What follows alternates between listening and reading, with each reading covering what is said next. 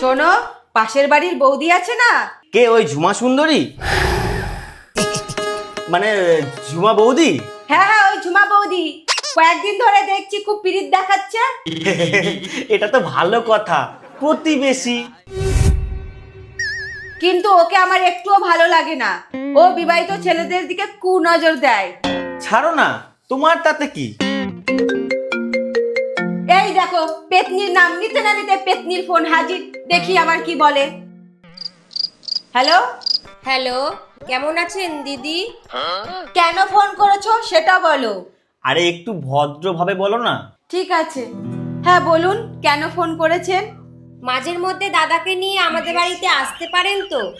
হ্যাঁ, আপনিও আসবেন আমাদের বাড়িতে। নিশ্চয়ই যাব। আপনার বরের হাতের চা আমার খুব পছন্দ।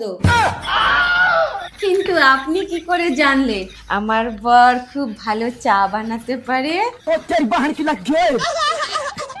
সারা পাড়ার মানুষ জানে আমি ভালো চা বানাই, ওর না জানার কি আছে? আচ্ছা, চলো আমার সাথে একটু ঘরে।